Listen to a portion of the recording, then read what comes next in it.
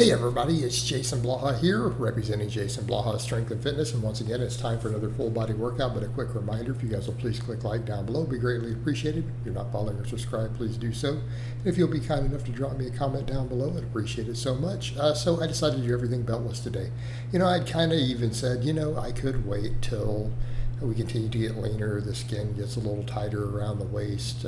But you know what? I really kind of want to stick to the ideals of saying, look, I used to love to do beltless training, right? Used to love to do beltless training, used to love to do everything raw, promoted it a lot in the past in different phases. I've always liked to do phases of it.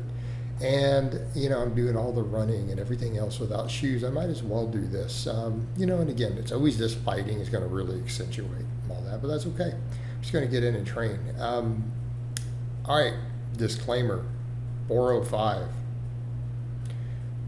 was really hard beltless. Not going to lie. This was heavy. It might as well have been 500 pounds. So I'm going to have to work with the beltless training. It's like I was not expecting 405 to feel like that. So, because I'm high barring it. So it was a high bar squat, no belt. I'm going to have to build that up like I felt weak. So kind of goes to show how much we get out of things like belts, right? It shows how much we get out of them, because I hit a 455 squat that looked a little cleaner than that the other day, a week or so ago. Now, granted, I've been running. That's not an excuse, because that's all, done in a way that shouldn't have a problem.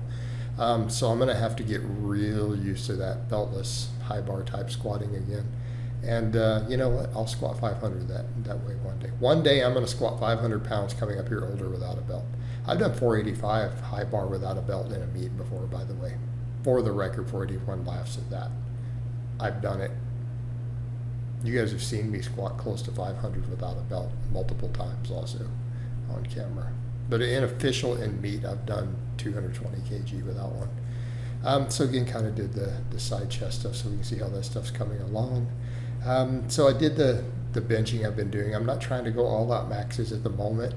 I'm trying to just get good quality singles with a long pause. So 335, I did 350 on this not long ago, right? A couple weeks back we did 350, but it was really, really grindy.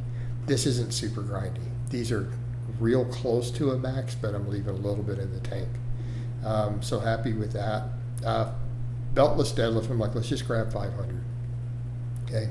Not used to doing without a belt. Everything felt fatigued. My whole back was really fatigued from doing that squat. So I'm like, let's just get a nice clean 500 without a belt, and we'll call it there. But at the very least, we can hit the dad bod strength standard beltless, so we're in a good place. So afterwards, we did box jumps. Just did 3 sets of these. I want to start working in a little more of these, maybe even on my off days some. But again, getting more proficient at jumping again, it will carry over to the squatting. I do have to really get used to that beltless, and I got to work on that depth. I was looking at that. I'm like, we barely made depth on that squat. But again, to be expected, I'm just not used to the beltless squatting. I will get there again. I mean, context, wasn't a couple years back even on here, I did like 405 for 5 reps without a belt, by the way. So we need to get back to that level. So that's going to be the next goal. Let's get that dialed in, then get to the 425 without a belt. I need to get them deeper, I need them prettier, and then we'll work it up from there, just doing the singles. I just got to get used to it. But I feel like the sled work, the jumping, all that will continue to carry over. I do need to get used to the running. It may be a factor too, but we're not going to stop doing it. So we're going to run here later today too. All right, dips. This is PRs with this. For getting these deep dead stop out of the bottom and going well below parallel. I haven't done 6 reps with 90 pounds yet, but we've been working these up.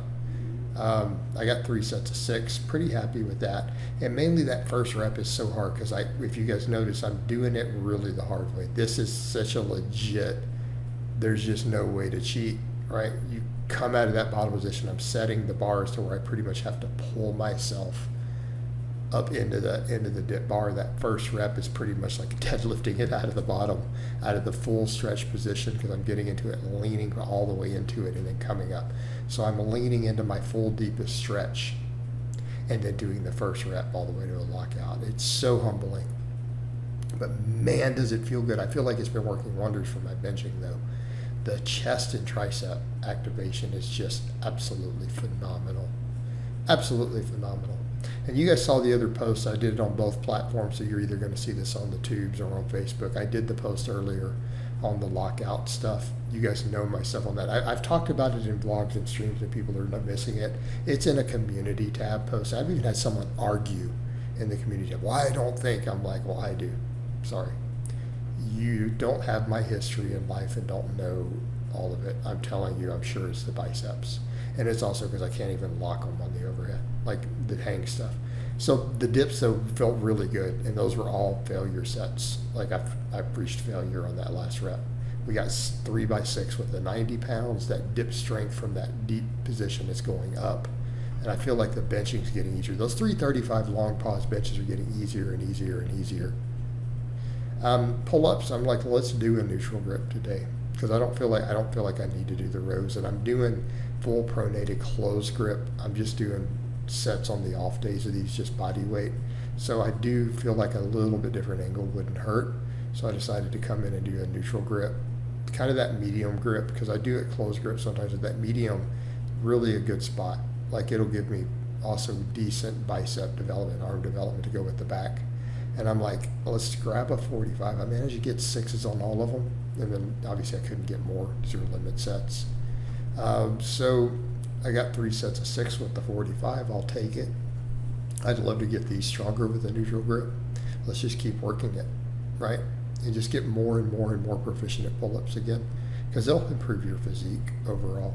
So again, pull-ups and dips will build a tremendous upper body. Even BPAC was saying that the other day. I read a whole article where he said the same thing. I found it. Like people had mentioned it and I didn't see anything with it. Everyone's like, he said it, but then it came literally through my feed on Google out of nowhere without me searching for it, like right in my little news feed. So, all right, overhead pressing. I can't do lockouts with a barbell, but I'm like, I wonder if I can at least do neutral grip rep work. Let's get a start. I need to overhead press something. We have to do something as we work on that with the bicep and the shoulder. So that's very easy on the shoulder joint, doing just like that neutral grip. Just grab some dumbbells and like, let me just clean them up and go to failure. 28s for 12s. I mean, that's humbling, but I still can't fully do the range of motion. That is so humbling, right? But we're going to rebuild that overhead press, because my incline and stuff is real strong right now. Like we've tested it recently. I'm benching 350 pause. I'm getting strong on the way to dips. I'll get that overhead press back. I just got to restore that range of motion. But when we do, I'm going to strict press 225 plus again. It is going to happen, period. All right, sled work, we start off with a walk, and then we sprint it on the way back.